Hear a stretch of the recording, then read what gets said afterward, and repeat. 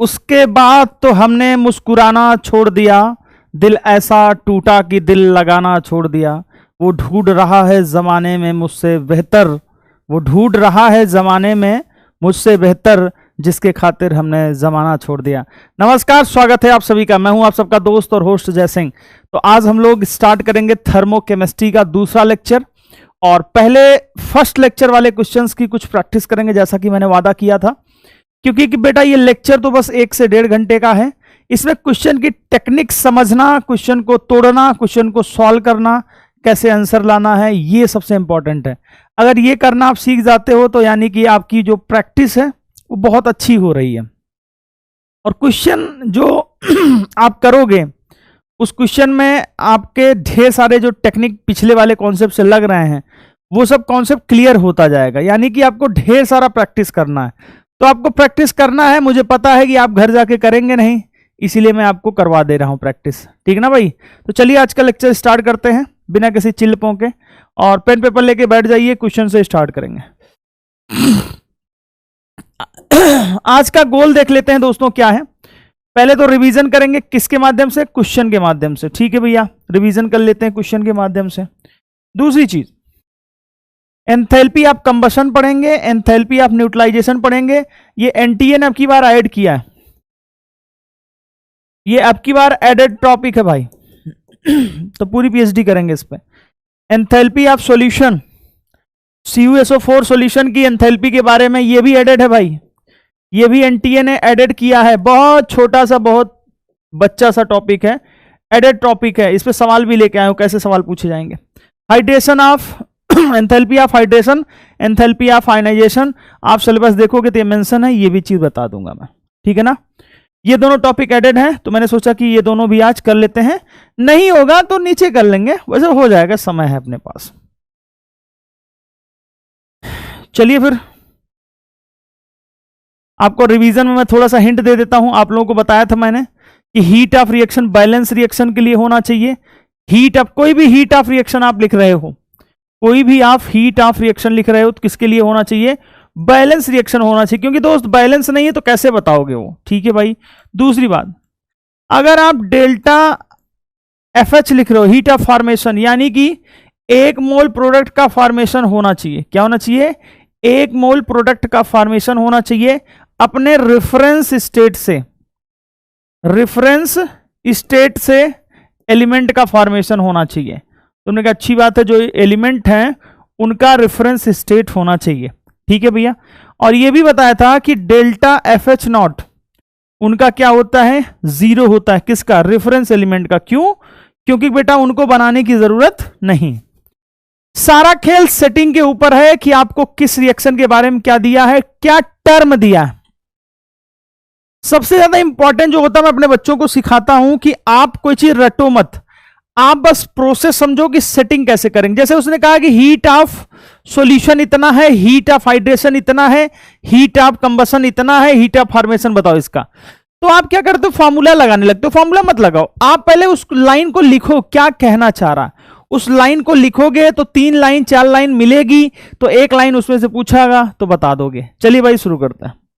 पहला क्वेश्चन से शुरुआत करते हैं। क्वेश्चन खूब करेंगे, मैंने बोला ना कि मेरे पास लेक्चर बचे हुए हैं। अच्छा, कई बच्चे मेरे से पूछ रहे हैं sir syllabus, what is about the syllabus. बेटा मैं सिलेबस में बहुत आगे चल रहा हूं। आपका जो कंप्लीशन का डेट है वो शायद 10 जनवरी का है, क्योंकि बीच में छुट्टियों की वजह से ये डेट एक्सटेंड हुआ है। ठीक है, तो 31 दिसंबर को जो टेस्ट है, 30 या 31 दिसंबर को जो टेस्ट है उसमें सिर्फ थर्मोडायनेमिक्स थर्मोकेमिस्ट्री आएगा।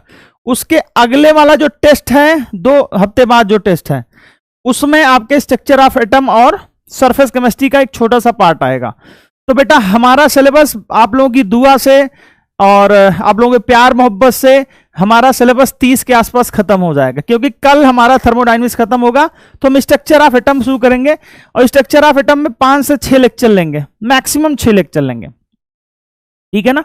बस आपको एक चीज बता दे रहा हूं, आपको इलेक्ट्रॉनिक कॉन्फ़िगरेशन 20 तक याद करके आना है। 20 तक इलेक्ट्रॉनिक कॉन्फ़िगरेशन सभी को आना चाहिए। प्लीज बाबू ऐसे मत करना ना। वो NS2 2S2 2p याद आया? 1s2 2s2 2p6 3s2 3p6 4s2 हो गया। समझ गए कि नहीं समझ गया? ठीक है, याद हो जाएगा।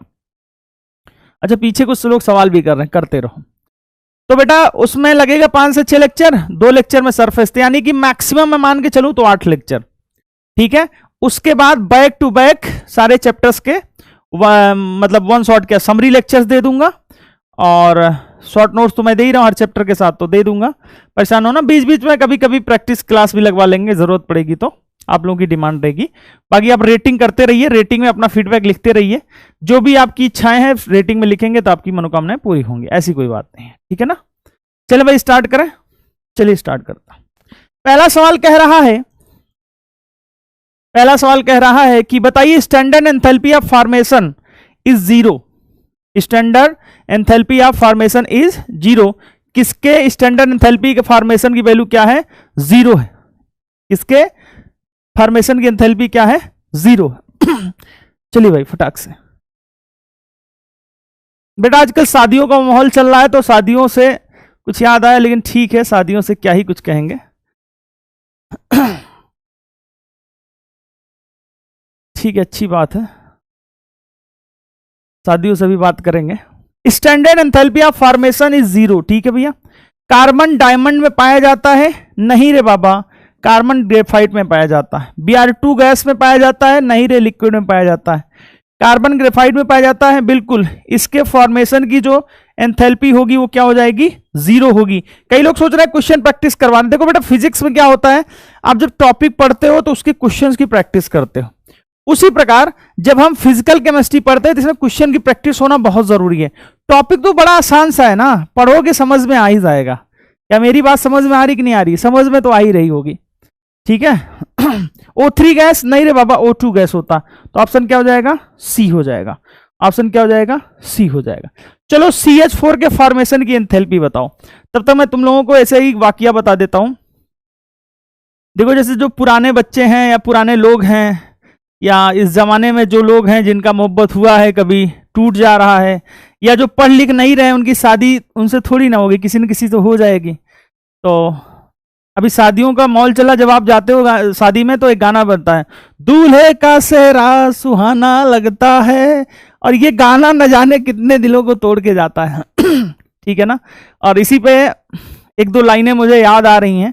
हालांकि मैं बहुत ज्यादा इस क्लास में बहुत ज्यादा शायराना अंदाज में नहीं बात किया मैंने, देख लीजिए भाई, कुछ लोग गुस्सा हो रहे हैं, हट साला हट, हट गया भाई, ठीक है। बहुत सारे बच्चे गुस्सा भी हो रहे होंगे, और ठीक है देख लो भाई। तो बहुत ज्यादा मैं इस क्लास में कुछ सुनाया नहीं, मैं वैसे मैं वक्त वक्त पे शायरी मार देता हूँ, इतनी कॉन्फिडेंस है। 200-250 शायरियां तो ऐसे ही मतलब ऐसे निकाल दे तो निकल जाती है।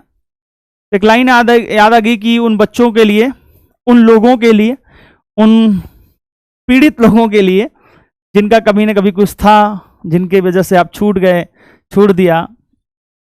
कहना है कि तकिए भीग रहे खारे पानी से, किरदार जब से अलग हुआ है कहानी से, और मैं यहां किसी और लड़की से नजरें तक नहीं मिला पा रहा, और मैं यहां किसी और लड़की से नजरें तक नहीं मिला पा रहा, वो अपना लहंगा मिला रही हैं किसी और की शेरवानी से। तो बहुत खूबसूरत लाइन है ये, उन लोगों के लिए है जिनका दिल टूट गया हो कभी, या आसपास के लोगों के लिए है, तो काट के जरूर भेज देना उन्हें। चलिए भाई शुरू करते हैं। Formation of CH4। CH4 का फॉर्मेशन करना तो 1 मोल से फॉर्मेशन होगा, तुमको भी पता है। तो कार्बन क्या होना चाहिए? डायमंड तो नहीं होना चाहिए, इसलिए ये कट जाएगा, ये कट जाएगा, ठीक है भैया। ग्रेफाइट होना चाहिए, तो ग्रेफाइट के लिए क्या होगा मेरे भाई? ग्रेफाइट के साथ साथ बेटा क्या होना चाहिए? H2 होना चाहिए। तो बेटा बैलेंस क्या? Graphite plus 2H2 gas, CH4 gas. Option क्या हो जाएगा? बी हो जाएगा। इसमें 8 हाइड्रोजन इधर हैं, 4 हाइड्रोजन इधर हैं, 8 हाइड्रोजन इधर हैं, 4 हाइड्रोजन इधर है, ठीक है भैया। चलिए आगे, चलिए भाई बताइए फटाक से।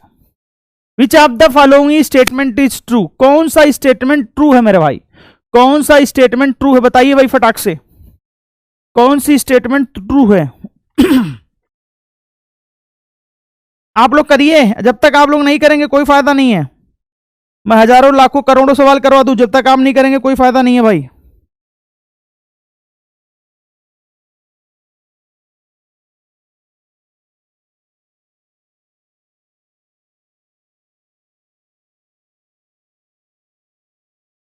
चले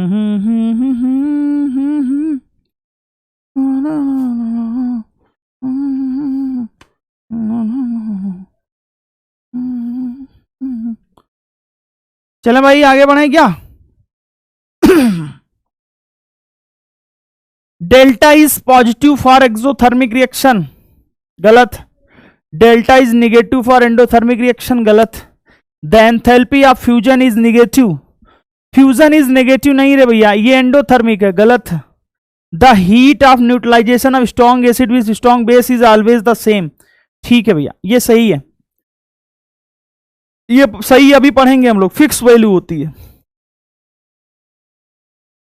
फिक्स्ड वैल्यू होती है भाई, -57.2 किलोजूल पर मोल पर इक्विवेलेंट,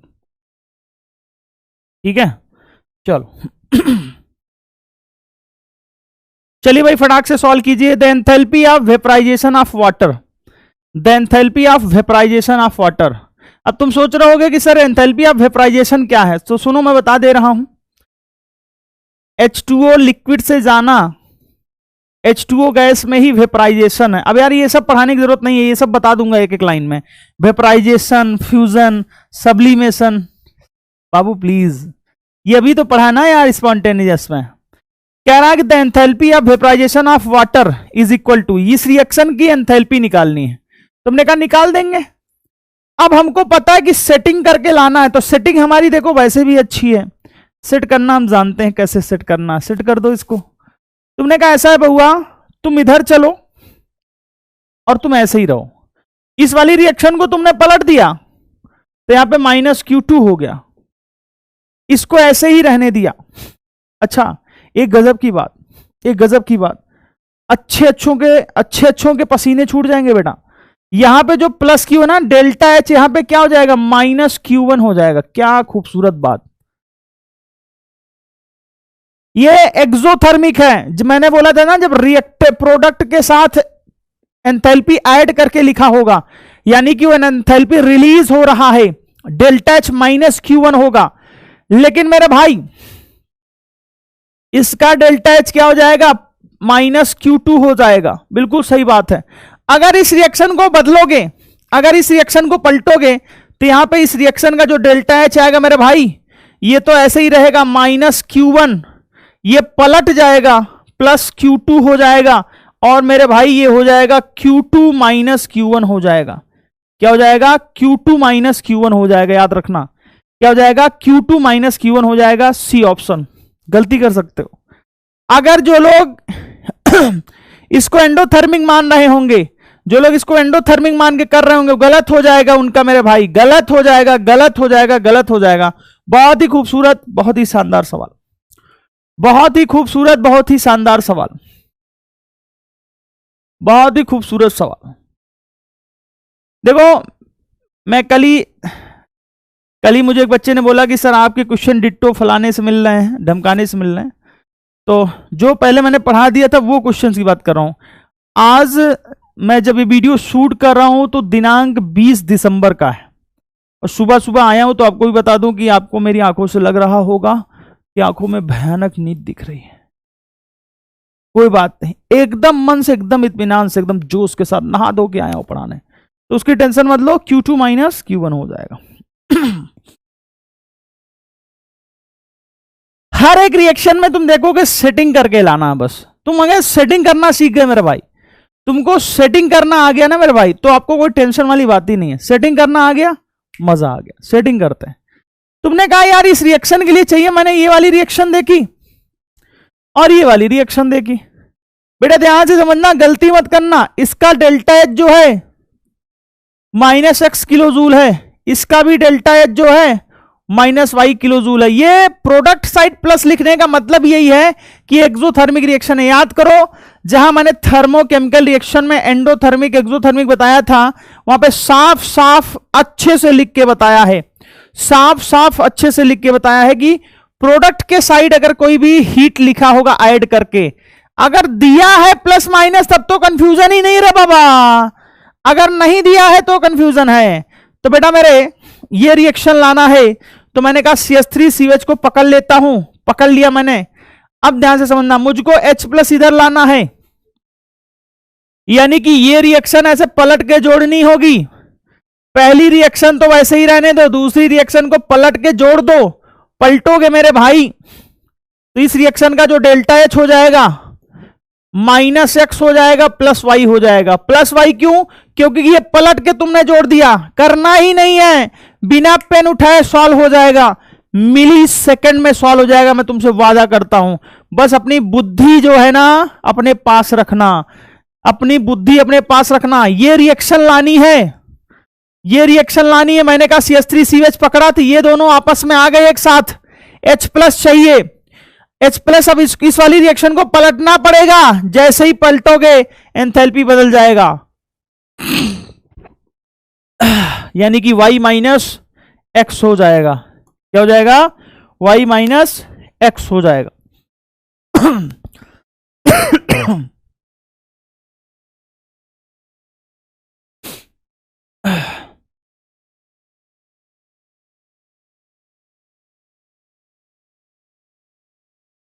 ठीक है, ये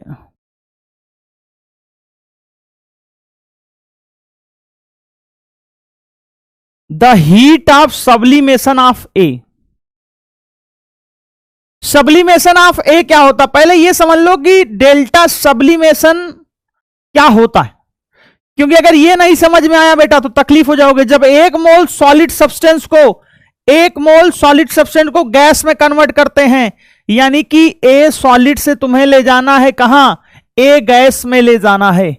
अगर इन दोनों रिएक्शन से मुझे लाना है तो मेरे भाई इन दोनों रिएक्शन को मैं अगर ऐड कर दूं, अगर मैं इन दोनों रिएक्शन को ऐड कर दूं मेरे बाबू, तो ए सॉलिड से ए गैस मिल जाएगा।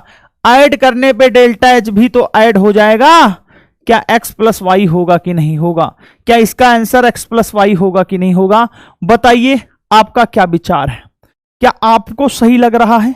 क्या आपको अच्छा लग रहा है? क्या आपको समझ में आ रही मेरी बातें? क्या अच्छे से कॉन्सेप्ट क्लियर हो रहा है जो कल हमने पढ़ा था? अरे सब्लिमेशन तो क्लियर हो गया है ना यार, वेपराइजेशन फ्यूजन तो क्लियर हो गया है ना? नहीं क्लियर है? क्लियर है बाबू।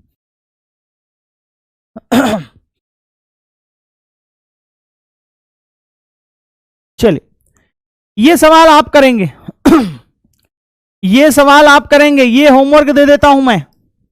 सेटिंग करके लानी है रे बाबा, सेटिंग करके लानी है। शायद मैंने इसको करा दिया है।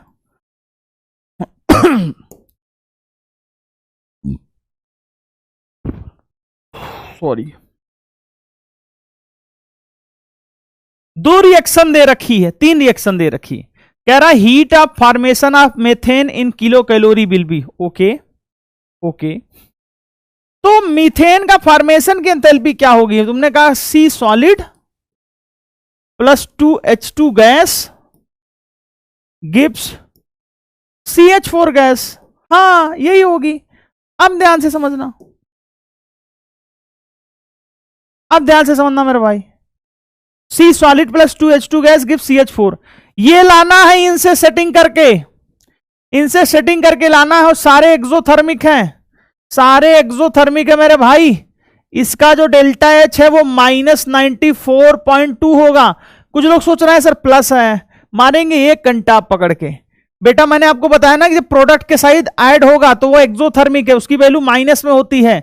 इसका भी डेल्टा एच क्या हो जाएगा? -68.3, और इसका भी डेल्टा एच क्या हो जाएगा? -210.8। ठीक है सर, मैंने कहा यार मुझे CH4 लाना, ये वाली रिएक्शन पलटनी पड़ेगी। ध्यान से समझना, अगर मैं इक्वेशन 1 बोल दूं, इसको 2 बोल दूं, इसको 3 बोल दूं मेरे भाई ध्यान से समझ लेना क्या सेटिंग लगाऊंगा, क्या सेटिंग लगाऊंगा। आराम से देख लो, पहले तुम भी कर लो, पहले तुम भी कर लो। कर लिया? पहली रिएक्शन को वैसे ही रहने दो, दूसरी रिएक्शन में 2 से गुणा कर दो। तुमने कहा सर ऐसे कैसे, तुम्हारी हिम्मत कैसे हुई?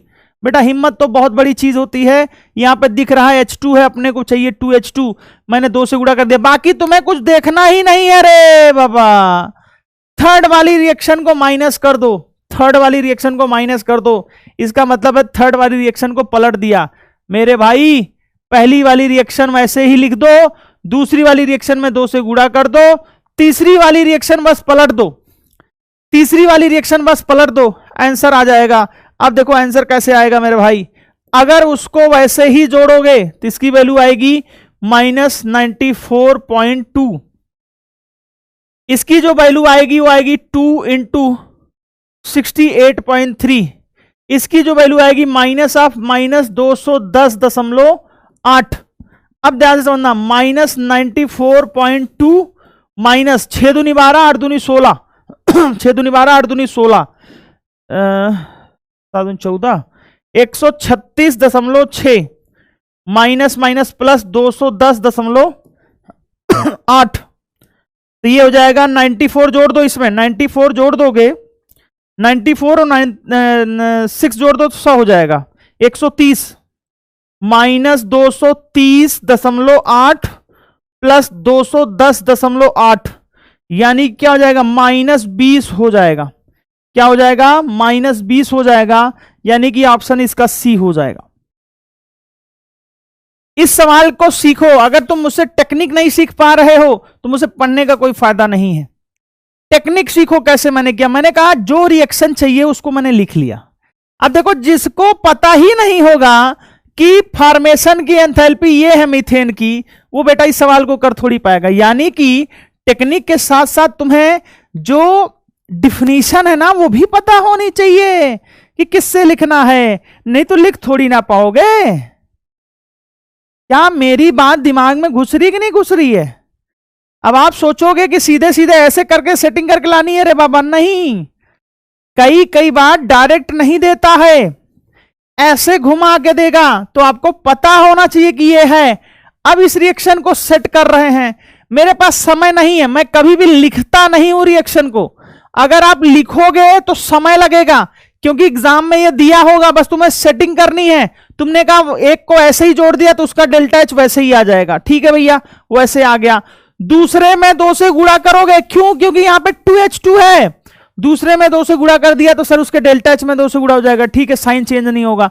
तीसरी वाली को पलट दिया, तीसरी वाली को पलट दिया, कुछ किया ही नहीं रे भाई, ओहो पलट दिया तो माइनस साइन आ जाएगा, माइनस ऑफ माइनस साइन आ जाएगा। क्यों? क्योंकि -3 करना है, -3 करना है रे बाबा, इस रिएक्शन को -3 करना है। पलटने का मतलब क्या था? -3 करना, यानी कि साइन को चेंज कर देना, यानी कि साइन को चेंज कर देना। इसको आप ऐसे भी लिख सकते थे, प्लस में 210.8। अरे भाई इसको पलटोगे तो डेल्टा एच कितना हो जाएगा? प्लस 210.8 हो जाएगा। और ऐड करने पर रिएक्शन आ रही है तो सबको ऐड कर दिया हमने। माइनस साइन मतलब समझ गया किसके सामने लगाना? जिसको पलटोगे तुम, जिसको पलटोगे उसके सामने माइनस का साइन लगाना। ला ला ला, ये सिंपल है, करके दिखाओ भाई। चलो, तुम लोग बहुत बोलते थे ना मोल कॉन्सेप्ट में जब मैं आया था स्टार्टिंग में, सर समय नहीं देते हो। अब समय दे रहा हूं, करो। अब समय दे रहा हूं, करो। अब तो नहीं करोगे बेटा। अब सोचोगे कह रहे सर क्या बात कर रहे हो सर, रात गहरी थी, रात गहरी थी, डर भी सकता था,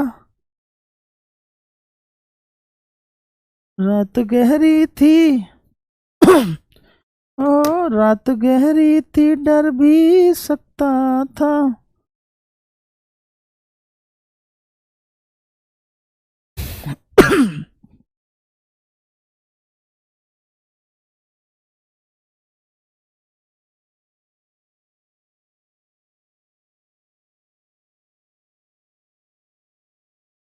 चलिए भाई फटाक से बताइए, कर गए कि नहीं कर गए भाई? क्या भाई हो गया कि नहीं हुआ?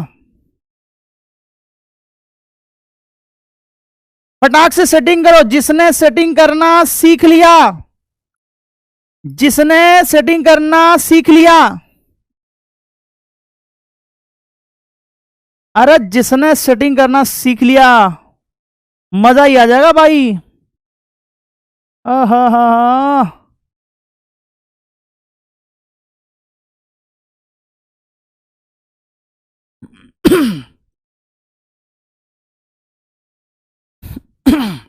चलो भाई क्या बात, क्या बात, शानदार, जबरदस्त, जिंदाबाद, शानदार, जबरदस्त, जिंदाबाद, शानदार, जबरदस्त, जिंदाबाद। चलो भाई, चलो हम बताते हैं।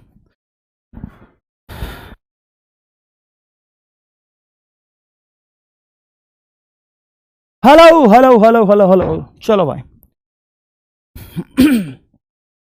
एक रिएक्शन है 50 किलो कैलोरी है, ठीक है। एक रिएक्शन है 100 किलो कैलोरी, कह रहा था हाइट ऑफ रिएक्शन ये चाहिए। पहले को कुछ करना ही नहीं है बे, कुछ करना ही नहीं है बे, जोड़ दो भैया। A plus O2 gives AO2 हो गया, और जोड़ोगे तो -50 + 100 हो जाएगा, यानी कि आंसर +50 हो जाएगा। कैसी बात कर रहे हो यार, क्या इससे भी सिंपल कुछ सवाल आएगा? देखा तुमने कितना सिंपल, क्या सेटिंग का सवाल था।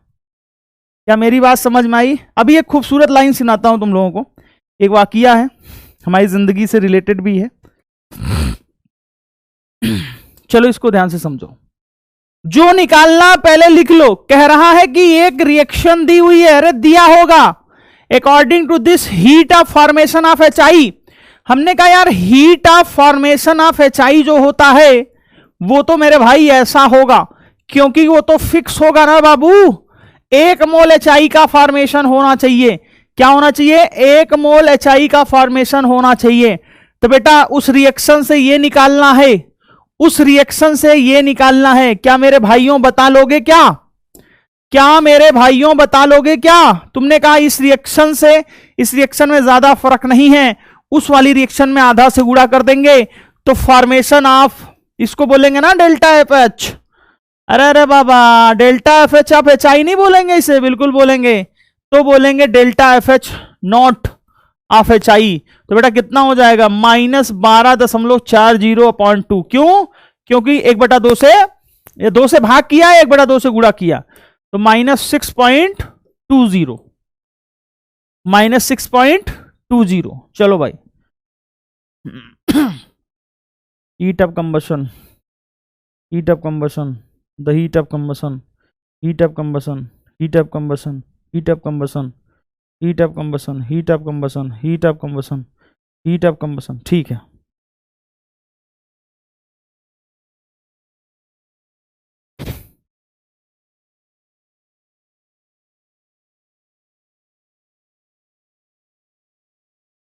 चलो भाई क्वेश्चन देख लो, तुम लोग आगे पीछे अरेंज कर लिया करो यार।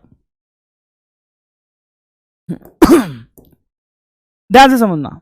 अगर मैं उससे बात करोगे कि सर हीट ऑफ कंबशन या एंथैल्पी ऑफ कंबशन क्या होता है, जब हम जलाते हैं, जब हम किसी को जलाते हैं, जलाने के 2 ही तरीके हैं, मैंने बताया था आप सभी लोगों को कि या तो आप ऑक्सीजन से जलाइए या आप तरक्की से जलाइए, या आप ऑक्सीजन से जलाइए या फिर आप तरक्की से जलाइए, जला आप दोनों से सकते हैं। एंथैल्पी ऑफ कंबशन क्या होता है? Heat evolve when 1 mole substance burn with excess of oxygen, excess of oxygen। ठीक है भैया, 1 मोल सब्सटेंस जब जलाया जाएगा तो जो हीट निकलेगा उसे ही क्या बोलेंगे? हीट ऑफ कंबशन बोलेंगे, उसे ही क्या बोलेंगे? हीट ऑफ कंबशन बोलेंगे। यानी कि अगर मैं कहूं कि हीट ऑफ कंबशन, हीट या एंथैल्पी दोनों बात एक ही है, हीट ऑफ कंबशन, क्योंकि यहां पे हम सिर्फ कांस्टेंट प्रेशर पे हीट की बात करते हैं। Heat of combustion is always exothermic, always exothermic. जो अपने सिलेबस में उसमें कोई एक्सेप्शन नहीं, ऑलवेज एक्सोथर्मिक। ठीक है भैया, कैसे जलाते हैं जरा ध्यान से समझिए। कोई भी मैंने ए सब्सटेंस ले लिया, ए सॉलिड प्लस O2 गैस बना दिया, गिब्स AO2 गैस हो गया। बेटा एक मोल, ध्यान से समझना, एक मोल सब्सटेंस को ऑक्सीजन से जला रहे हैं, तो जो इसकी रिएक्शन की एंथैल्पी होगी उसी को हम बोलेंगे कंबसन की एंथैल्पी। क्या बोलेंगे? कंबसन की एंथैल्पी बोलेंगे। अरे भाई, कंबसन की एंथैल्पी कैसे डिफाइंड होती है? जब एक मोल सब्सटेंस को आप ऑक्सीजन की प्रेजेंस में जलाते हो।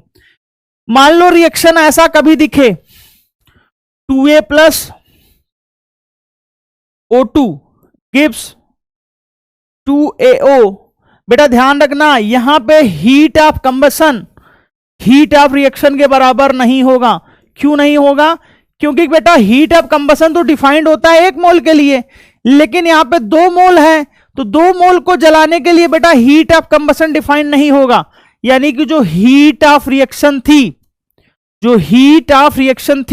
वो हीट ऑफ कंबसन नहीं है। मोटा मोटा समझ गए होगे? चलो आगे बढ़ते हैं। अगर मोटा मोटा समझ गए हो तो आगे बढ़ते हैं मेरे भाई।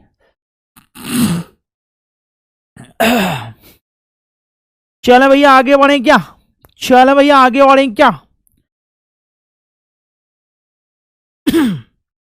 अगर डेल्टा एच कंबसन में कुछ कंडीशन नहीं दी है तो क्या कंसीडर करोगे? Delta H not.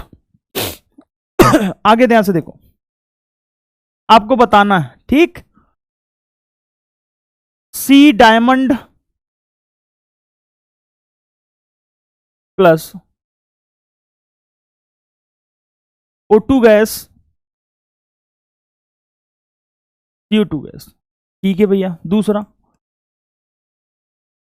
C graphite plus O2 gas gives CO2 gas. C solid plus half O2 gas gives CO gas. CH4 plus O2 gas gives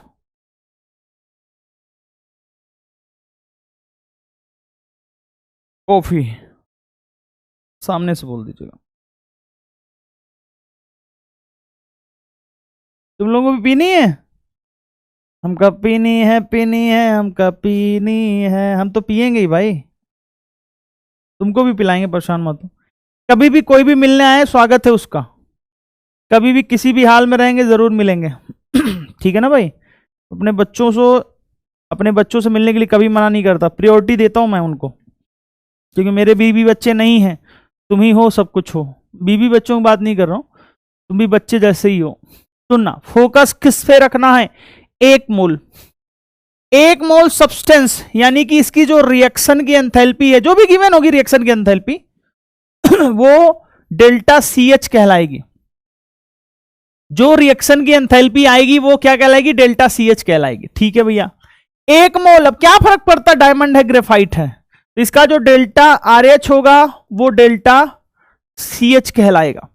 इसका जो डेल्टा RH होगा वो डेल्टा CH कहलाएगा, और इसका जो डेल्टा RH होगा वो डेल्टा CH कहलाएगा। बहुत सही बात। याद रखना, डायमंड और ऑक्सीजन से मिलके CO2 गैस बन रहा है, तो यहां पे डेल्टा FH नहीं बोल सकते, यहां पे डेल्टा FH नहीं बोल सकते हैं। सही बात है। फॉर्मेशन की एंथैल्पी के लिए रेफरेंस एलिमेंट होना चाहिए था। लेकिन एक खूबसूरत बात बताऊं, ये वाली रिएक्शन ध्यान से देखो, ये वाली रिएक्शन बेटा डेल्टा FH भी है। इस वाली रिएक्शन की जो एंथैल्पी होगी वो कंबसन की भी एंथैल्पी होगी, और किसकी एंथैल्पी होगी? और किसकी? फॉर्मेशन की। भूल गए क्या? कार्बन सॉलिड दिया हो तो रेफरेंस एलिमेंट मानना है। बताया था कि नहीं बताया था? बिल्कुल बताया था, रेफरेंस एलिमेंट मानना है। ठीक है भैया। तो इलेक्ट्रोकेमिस्ट्री और थर्मोडायनेमिक्स का आज मतलब 21 दिसंबर को शाम 5 बजे लक्ष्य नीट पे रिवीजन होगा। हालांकि 8 चैप्टर होंगे, तुम लोग स्टार्टिंग में आके देख सकते हो। ठीक है। चलो भाई, डेल्टा RH बराबर हो जाएगा डेल्टा CH, ITS 3 के लिए है वो। डेल्टा RH बराबर हो जाएगा डेल्टा CH, और यहां पे हम बोल सकते हैं डेल्टा FH। फॉर्मेशन के लिए क्या होना चाहिए, 1 मोल सब्सटेंस बनना चाहिए। यहां पे ध्यान देना फॉर्मेशन की एंथैल्पी नहीं है, क्यों, क्योंकि बेटा CH4 कोई रेफरेंस एलिमेंट थोड़ी है। अगर CO2 का फॉर्मेशन तुम कर भी रहे हो तो ये कोई रेफरेंस एलिमेंट थोड़ी है बाबू, और ये बैलेंस भी तो नहीं है। 2 2 2 2 अब सही है, बैलेंस होना भी जरूरी है। क्या मेरी बात समझ में आई क्या भाई, क्या मेरी बात समझ में आई भैया? ध्यान से समझना, S solid plus O2 gas, चलो कमेंट दो अपना, SO2 गैस क्या क्या बोल सकते हैं इस रिएक्शन को। S solid plus 3/2 O2 gas gives SO3 gas, SO2 gas plus half O2 gas gives SO3 gas. Next, CO gas plus half O2 gas gives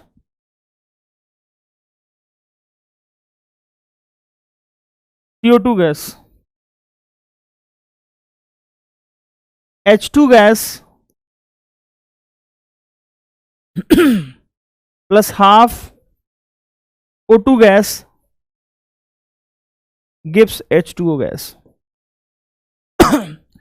अगर तुम्हें फॉर्मेशन की एंथैल्पी चेक करनी है तो 1 मोल प्रोडक्ट होना चाहिए। अगर तुम्हें कंबशन की एंथैल्पी चेक करनी है तो ऑक्सीजन के बगल वाला रिएक्टेंट 1 मोल होना चाहिए। अगर दोनों ही 1-1 मोल है, मामला खत्म।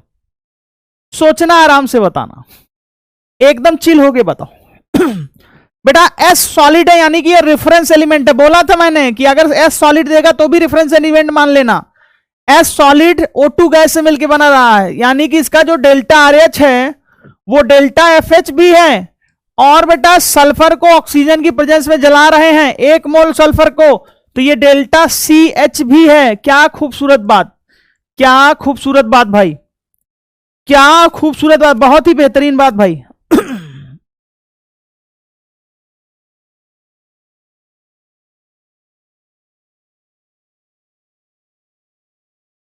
चल भाई,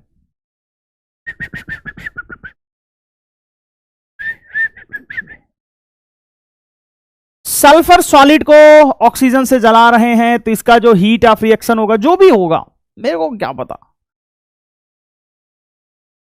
वो बराबर होगा डेल्टा FH के, बराबर होगा डेल्टा CH के। तुमने कहा सही बात, 1 मोल जला रहे, 1 मोल का फॉर्मेशन हो रहा। इसकी जो हीट ऑफ रिएक्शन होगी, 1 मोल SO2 को जला तो रहे हो तो डेल्टा CS तो होगी, लेकिन मेरे भाई डेल्टा FH नहीं होगी। क्यों रे बाबा, क्यों नहीं होगी? क्योंकि क्योंकि क्योंकि क्योंकि क्योंकि क्योंकि क्योंकि भैया SO2 जो है वो रेफरेंस एलिमेंट थोड़ी है।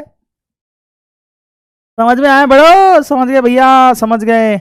यानी कि यहां पे जो डेल्टा RH है वो कंबशन कर रहे हो, ठीक है, लेकिन फॉर्मेशन की एंथैल्पी नहीं बोल सकते, नहीं बोल सकते।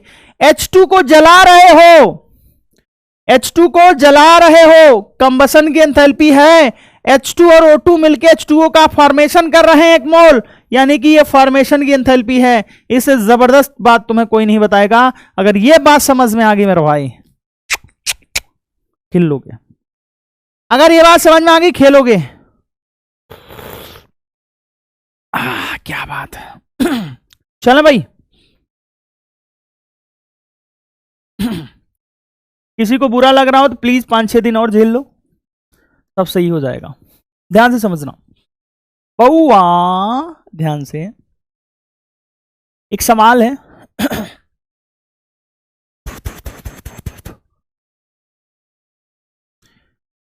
Heat of combustion of carbon graphite is is minus x kilojoule per mole and सवाल है भैया, and heat of formation of heat of formation of CO2 gas is minus y kilojoule per mole. Then find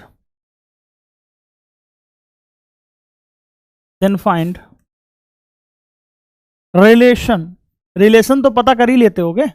Then find relation between x and y.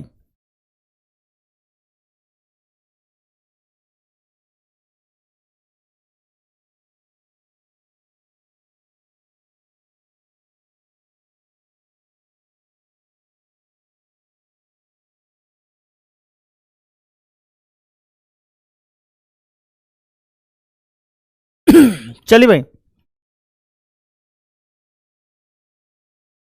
तो कह रहा था ना अभी कुछ बात बताऊंगा, बताते बताते क्या हंसी मजाक वाली बात है ऐसे ही कि एक बहुत गहरी बात हमने सीखी थी.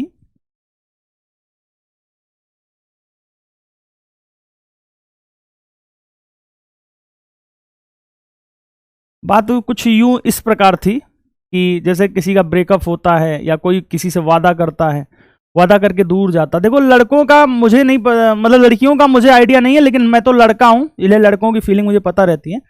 लड़के ना भाई साहब जब किसी से प्यार करते हैं ना तो पूरा टूट के करते हैं, यानी कि सब कुछ वही होता है. अब पहली दफा की बात कर रहा हूं, जब वो बार बार रिपीट करने लगते हैं तो फिर मैं नहीं बता सकता कि वो कैसे करते हैं कैसे नहीं करते हैं, फिर उसके बारे में एक्सपीरियंस नहीं है मुझे. जब पहली दफा होती है तो वो सारे वादों को, जितने भी झूठे सही वादे होते हैं सब सच्चा मानते हैं, उसमें फील करते हैं, और जिसे वो प्यार करते हैं उसके बिना वो रहना नहीं चाहते. लेकिन सच्चाई तो यही है ना कि यार देखो आज साथ हैं तो कल बिछड़ेंगे. बहुत कम लोग होते हैं जो एक दूसरे के साथ रह पाते हैं जीवन भर. तो ये प्रकृति का नियम है, तो इसमें बहुत ज्यादा घुलने मिलने की जरूरत नहीं थी. एक लड़का है जो लड़की को छोड़ के, मतलब एक लड़की है जो उस लड़के को छोड़ देती है या छोड़ के चली जाती है, मजबूरी होती है. तो यूं ही कोई बेवफा नहीं होता है, कुछ मजबूरियां जरूर होती हैं. तो लड़का कहता है कि रात गहरी थी डर भी सकते थे, रात गहरी थी डर भी सकते थे, हम जो कहते थे कर भी सकते थे, तुम जो बिछड़े तो एक पल भी ना सोचा, हम तो पागल थे मर भी सकते थे. बहुत ही गजब की लाइन बोली उस बच्चे ने. उस लड़के ने अपने दर्द को बयां किया. तो वो किसी भी लड़के का दर्द हो सकता है, मेरा भी हो सकता है, आपका भी हो सकता है. जीवन में एक्सपीरियंसेस लोगे तो जाहिर सी बात है ये सब चीजें आती हैं, और ये इन सब चीजों पे कोई बात नहीं करता है. बात करना चाहिए मुझे लगता है कि एक कोर्स ही होना चाहिए जो क्लास में सिखाया जाना चाहिए लोगों को कि डीलिंग कैसे करें आप अपने फीलिंग के साथ, आप अपने फिजिकल एक्टिविटी के साथ, या फिर बहुत सारी चीज़ें हैं. मैं बहुत खुल के बात नहीं करना चाहता हूँ क्योंकि मैं मान के चल रहा हूँ कि बहुत सारे बच्चे तो मैच्योर होंगे 18+, बट बहुत सारे बच्चे ऐसे भी हो सकते हैं जो अंडर 18 हो, तो मैं उनकी बात नहीं करूँगा. अच्छा नहीं लगेगा मुझे. चलिए फिर इस लाइन को गुनगुनाइएगा. क्या गजब की बात कही थी. रात गहरी थी डर भी सकते थे, हम जो कहते थे कर भी सकते थे, जब तुमने छोड़ा तो एक पल भी ना सोचा, हम पागल थे मर भी सकते थे. क्या गजब की बात बोली भाई. Heat of combustion. आज तुम सोच रहे होगे ना बहुत प्यार मोहब्बत वाली बात बता रहे हैं सर. तो जब धीरे धीरे आदमी ना घुल मिल जाता है, जब बच्चे मानने लगते हैं, हमारा आपका रिलेशन अच्छा हो जाता है, तो हम अच्छी बातें बता सकते हैं, अच्छी बातें सुना सकते हैं, क्योंकि आप फिर सुनते हो उस चीज को. हमने कहा यार हीट ऑफ कंबशन आप ग्रेफाइट पहले लिख लेते हैं यार, बिना लिखे आपको समझ में नहीं आएगी, या तो प्रैक्टिस इतनी हो. तुमने कहा सर हीट ऑफ कंबशन ऐसे ही होगा, क्योंकि जब हम जलाते तो CO2 ही बनता है. ठीक है ना. कंजूसी करोगे तो CO बनेगा. जब ऑक्सीजन की कंजूसी करोगे तो CO बनेगा. एक्सेस मात्रा में लेते हैं, जितनी जरूरत है ले लो. तुमने कहा सर ये वाली जो रिएक्शन है इसकी जो एंथैल्पी है भैया यही तो हीट ऑफ कंबशन है. हमने कहा हां. तुमने कहा सर यही तो heat of formation of CO2 है. हमने कहा बिल्कुल सही. कंबसन ऑफ किसका है, ग्रेफाइट का। हीट ऑफ फॉर्मेशन किसका है, CO2 का, और दोनों ही सेम है, यानी कि -x बराबर -y हो जाएगा, यानी कि x बराबर x बराबर y हो जाएगा। ऑप्शन क्या हो जाएगा, बी हो जाएगा। ऑप्शन क्या हो जाएगा, बी हो जाएगा। बहुत खूबसूरत बात। अब ध्यान से सुनना, हो गया इसमें। अभी सवाल करेंगे, चिल्पो नहीं, अभी सवाल करेंगे, बहुत सारे सवाल करेंगे, फिर आप देखोगे ना मजा आएगा आपको। ध्यान से समझना। एक होता कैलोरीफिक वैल्यू। कैलोरीफिक वैल्यू क्या होती है, heat evolve when 1 gram substance is burn. जब 1 ग्राम सब्सटेंस को बर्न करते हैं तो जो हीट निकलती है उसे ही क्या कहते हैं, कैलोरीफिक वैल्यू कहते हैं। ठीक है, कैलोरीफिक वैल्यू कैसे निकालते हैं, डेल्टा CH मॉड में ले लो अपॉन मोलिकुलर वेट, अपॉन क्या हो जाएगा, मोलिकुलर वेट हो जाएगा। अब तुम कहोगे सर याद करनी है, बिल्कुल, अगर ये याद रहेगा तो अच्छा लगेगा। इसका एप्लीकेशन क्या है, कैलोरीफिक वैल्यू को CB भी बोलते हैं। जो कैलोरीफिक वैल्यू होती है डायरेक्टली प्रोपोर्शनल होती है एफिशिएंसी ऑफ फ्यूल के, efficiency of fuel, efficiency of fuel. यानी कि अगर कैलोरीफिक वैल्यू हाई है तो हम बोल सकते हैं गुड फ्यूल है, गुड फ्यूल है। क्या है, गुड फ्यूल है। एक बात और याद रख लें, H2 की कैलोरीफिक वैल्यू हाई होती है, लेकिन फिर भी इसे हम फ्यूल में यूज नहीं करते हैं, ठीक है ना, टेक्निकल प्रॉब्लम होते हैं कुछ। H2 की CV वैल्यू हाई होती है, but we don't use in domestic purpose. ठीक है भाई। सवाल कैसे पूछे जाएंगे, कैसे निकालना, पहले ये समझ लो। हीट ऑफ कंबसन सबको पता होगी। हीट ऑफ कंबसन में मोलिकुलर वेट का भाग कर दो, मोलिकुलर वेट का अगर भाग कर दोगे तो कैलोरीफिक वैल्यू आ जाएगी। ठीक है ना भाई। चलिए एक सवाल करते हैं। If heat of combustion of CH4 comma H2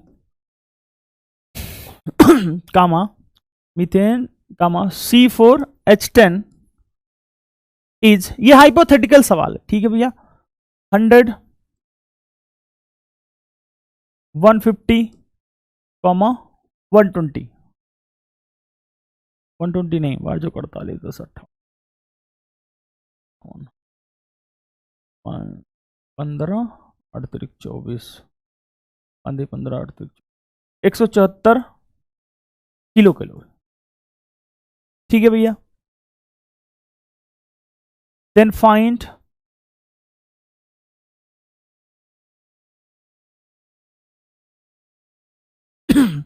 efficiency of fuel. Order बताओ। ध्यान समझना, अगर मुझे CV वैल्यू निकालनी है CH4 की, बहुत आराम से बेटा, 100 लिखा है अपॉन कार्बन होता है, कार्बन का मोलर मास होता है 12, हाइड्रोजन 4, कितना 16, 16 छक्के 96, 16 पचे 80, 16 दूनी, ठीक है 6.25। अगर कैलोरीफिक वैल्यू मुझे निकालनी है H2 की तो 150 अपॉन 2 कितना हो जाएगा 75। अगर मुझे कैलोरीफिक वैल्यू निकालनी है C4H10 की तो 174 अपॉन इसका मोलर मास हो जाएगा 12 चौक 48, 48 10 58, 3 आ जाएगा। यानी कि एफिशिएंसी की बात करोगे मेरे भाई, ध्यान समझना, इसमें कई सवाल आपके आ जाएंगे। एफिशिएंसी की बात करोगे तो सबसे ज्यादा होगा H2 का, फिर C4 नहीं, फिर मीथेन का, ये हाइपोथेटिकल है, डेटा के हिसाब से मैंने बताया है, डेटा बदल जाएगा तो ऑर्डर बदल जाएगा लेकिन फिर भी मैंने कोशिश की है, H2 अगर अच्छा है तो उसका वैल्यू ऐसे दिया है कि वो ज्यादा आए, ठीक है ना। अब एग्जैक्टली आता कि नहीं आता मेरे को नहीं पता, ये भाई मेरे को एग्जैक्टली ये नहीं पता, ठीक है ना भाई। चलो अच्छी बात ठीक है, खत्म हो गया। एंथैल्पी ऑफ न्यूट्रलाइजेशन ये नया ऐड हुआ है, एंथैल्पी ऑफ न्यूट्रलाइजेशन, ठीक है ना। कैसे कैसे लिखोगे इसको जरा ध्यान से समझ लेते हैं, कैसे डिफिनीशन बनाओगे। When one equivalent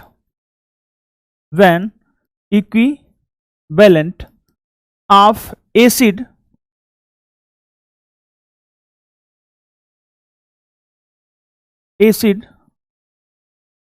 completely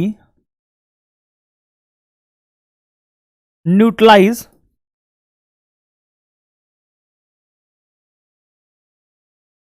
with base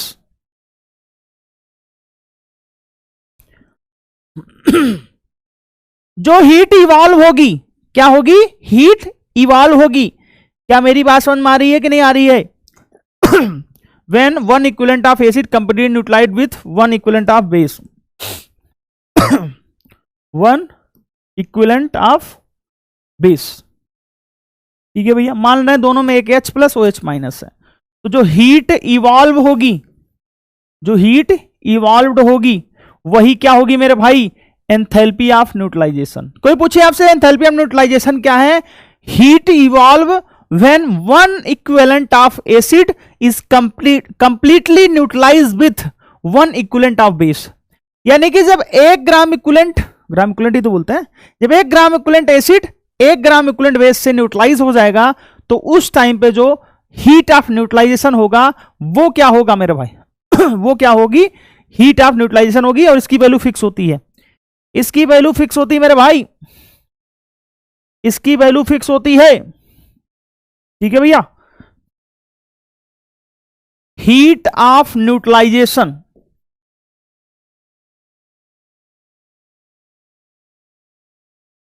is fixed value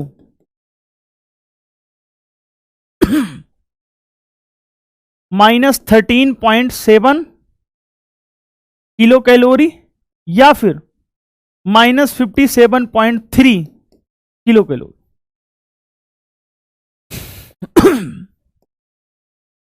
तुमने कहा मतलब हर एक रिएक्शन की, हाँ। हीट ऑफ न्यूट्रलाइजेशन डिफाइन किसके लिए होता है, हीट ऑफ न्यूट्रलाइजेशन डिफाइंड होता है किसके लिए, 1 ग्राम इक्विवेलेंट। और ग्राम इक्विवेलेंट अमाउंट पर डिपेंड नहीं करता है, आपको पता है ये बात, तो याद रखना। हीट ऑफ न्यूट्रलाइजेशन पूछे तो उसकी वैल्यू हमेशा फिक्स होगी, हीट ऑफ न्यूट्रलाइजेशन की वैल्यू क्या होगी मेरे भाई, फिक्स होगी, हीट ऑफ न्यूट्रलाइजेशन की वैल्यू फिक्स होगी। और ये किसकी बात कर रहे हैं, अगर स्ट्रॉन्ग एसिड स्ट्रॉन्ग बेस से मिलेगा तो क्या बनाएगा, सॉल्ट प्लस वाटर बनाएगा, सही बात।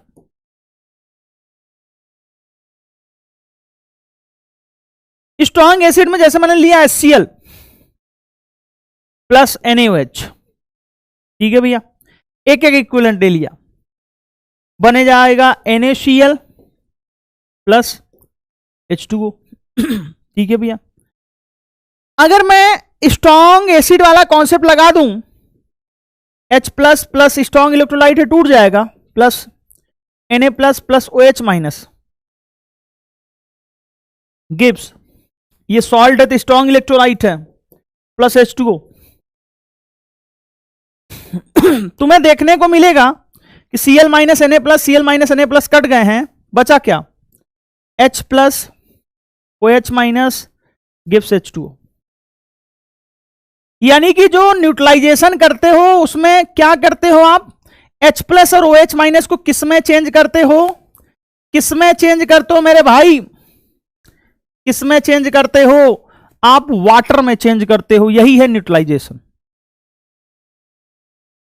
यही क्या है, एंथैल्पी ऑफ न्यूट्रलाइजेशन। ध्यान से देख लो ध्यान से देख लो भैया। तुमने कहा यानी कि HCl प्लस NaOH के साथ जो हमने रिएक्शन कराई थी उसमें NaClH2O बना था और इसकी जो डेल्टा H आई थी वो -13.7 किलो कैलोरी आई थी।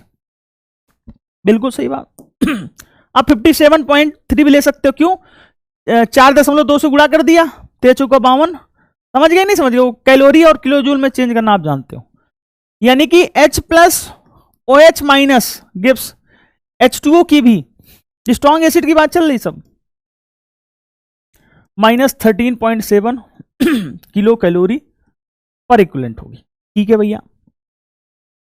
तुमने कहा यानी कि भैया heat of neutralization strong acid strong base के बीच होगा तो ज्यादा होगा, अगर वही वीक वीक के बीच होगा तो कम होगा। मेरी बात ध्यान से समझना, heat of neutralization strong strong के बीच होगा तो ज्यादा होगा, अगर स्ट्रॉन्ग और वीक के बीच होगा तो कम होगा। यानी कि अगर मैं बोलूं कि हीट ऑफ न्यूट्रलाइजेशन का ऑर्डर क्या होगा,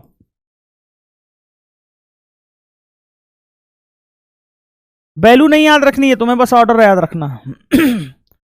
यानी कि अगर strong acid plus strong base है, इसका सबसे ज्यादा होगा, फिर किसका होगा? Weak acid plus weak base का। ठीक है भैया। बीच में क्या हो जाएगा?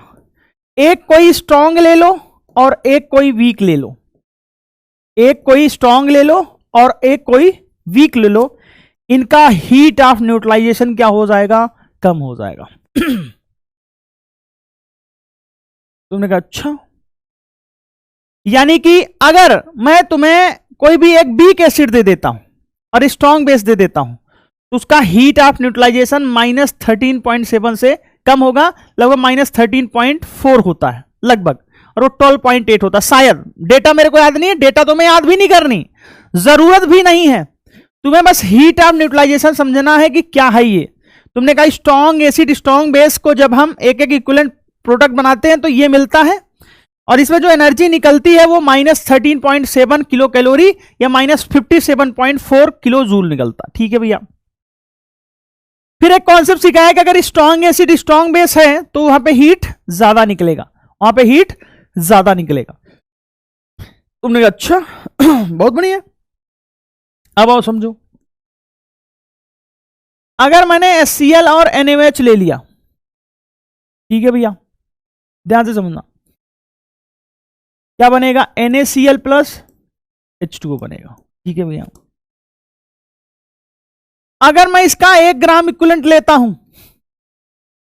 और इसका भी 1 ग्राम इक्विवेलेंट लेता हूं, इक्विवेलेंट बोलो या ग्राम इक्विवेलेंट बोलो, बात एक ही है, तो 1-1 ग्राम इक्विवेलेंट से जो डेल्टा H निकलेगा मेरे भाई, वो क्या हो जाएगा? -13.7 किलो कैलोरी। ठीक है भैया। अगर मैं इन दोनों के 2-2 ग्राम इक्विवेलेंट लेता हूं, क्या लेता हूं? 2-2 ग्राम इक्विवेलेंट लेता हूं, ध्यान से समझना, तो इसका डेल्टा H क्या हो जाएगा? इसका डेल्टा H हो जाएगा 2 इंटू -13.7 किलो कैलोरी, या फिर जूल में निकाल सकते हो। अब तुमने एक चीज नोटिस किया होगा कि सर अभी आपने बोला था कि इसकी वैल्यू फिक्स होती है, तो सर ये -13.7 में 2 से गुणा क्यों किया? मैंने हीट ऑफ न्यूट्रलाइजेशन नहीं बोला है, मैंने हीट ऑफ रिएक्शन की बात की है। यहां पे हीट ऑफ रिएक्शन की बात हो रही है कि 2 gram equivalent HCl 2 gram equivalent NaOH को अगर तुम मिक्स करोगे तो कितना हीट इवॉल्व होगा? वो 2 इंटू -13.7 होगा। लेकिन पूछने वाला पूछता है कि फलाना फलाना मिला रहे हैं तो हीट ऑफ न्यूट्रलाइजेशन क्या होगा? हीट ऑफ न्यूट्रलाइजेशन किसके लिए डिफाइंड है? 1 ग्राम इक्विवेलेंट के लिए डिफाइंड है। तो बेटा 1 ग्राम इक्विवेलेंट उसका लो, 1 ग्राम इक्विवेलेंट इसका लो, दोनों का ग्राम इक्विवेलेंट लोगे तो -13.7 आएगा। यानी कि हीट ऑफ न्यूट्रलाइजेशन किसी भी ऑब्जेक्ट के लिए फिक्स है। अगर अमाउंट नहीं ले रहे हो तो उससे कोई फर्क नहीं पड़ेगा, वो तो किसके लिए डिफाइंड है?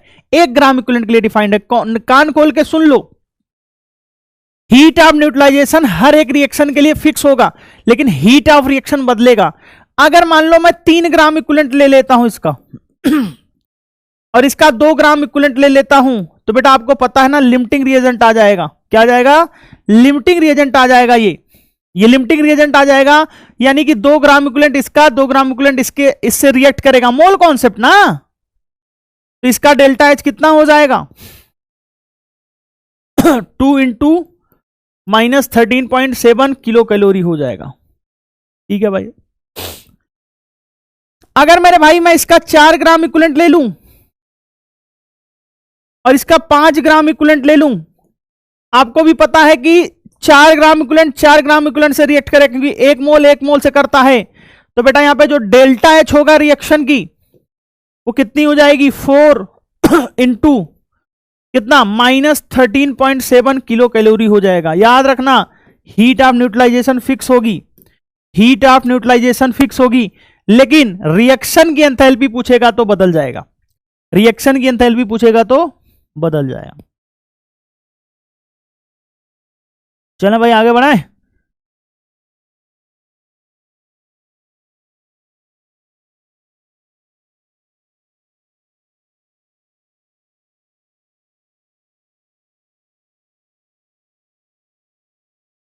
चलें भैया।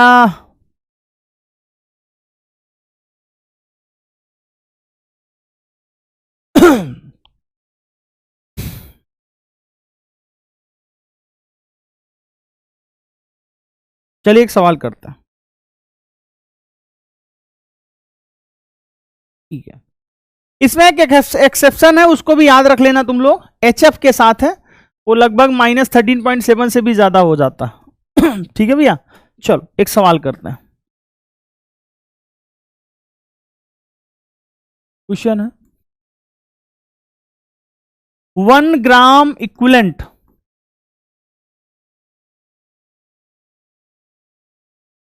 ऑफ गिवन एसिड, ये सिलेबस में आ गया इसलिए पूरा पढ़ा रहा हूं, ठीक है ना, नहीं तो नहीं पढ़ाता। गिवन एसिड एनसीईआरटी में तो है ही नहीं।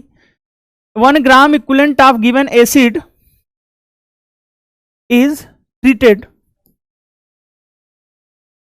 and heat of neutralization given below। ठीक, एसिड और डेल्टा HC। एक एसिड है HA -13.8, एक है HB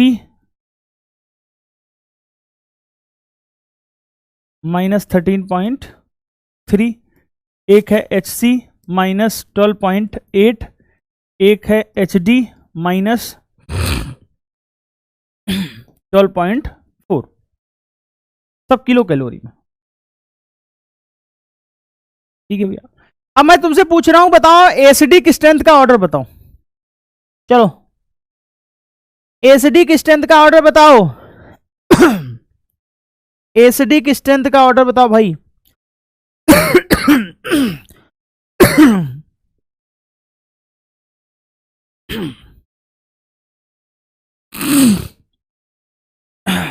चलो भाई, बेटा ध्यान से समझो, heat of neutralization treated with 1 gram equivalent base. अरे तुम्हें वो पता है यार, ठीक है। ठीक है, तुमने कहा यार बेस तो सेम है, स्ट्रॉन्ग बेस ही लिया होगा। हाँ सर स्ट्रॉन्ग बेस लिया था। तुमने कहा यार मजा नहीं आ रहा यार। हमने कहा ऐसा है, अगर एसिडिक स्ट्रेंथ की बात करोगे, डायरेक्टली प्रोपोर्शनल होगा हीट ऑफ न्यूट्रलाइजेशन का, क्योंकि जो स्ट्रांग है वो ज्यादा हीट इवॉल्व करता है। खत्म हो गया, यानी कि एसिडिक स्ट्रेंथ जो होगा वो डायरेक्टली प्रोपोर्शनल हो जाएगा HA के, HA greater than HB greater than SC greater than HD। और अगर K पूछेगा तो एसिडिक स्ट्रेंथ K के डायरेक्टली प्रोपोर्शनल होता है, जितना K उतना ज्यादा एसिडिक स्ट्रेंथ हो जाएगा HA HB HC HD। लेकिन अगर pKa पूछेगा तो उल्टा होता है, ये आयनिक इक्विलिब्रियम में सिखाया है मैंने, HA less than HB less than HC less than HT। आराम से ध्यान से देख लो, ऐसे क्वेश्चन तुम्हें देखने को मिलेंगे और तुम्हें इस क्वेश्चन को निकालना। ठीक है भैया, ऐसे करके पूछे जाएंगे। अगला बोला जाएगा कि 2m 100 ml H2SO4 is neutralized with 0.5 m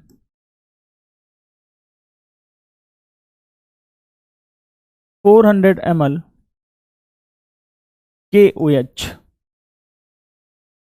या NaOH ले लो, दोनों ही स्ट्रॉन्ग है, NaOH। Then find heat of neutralization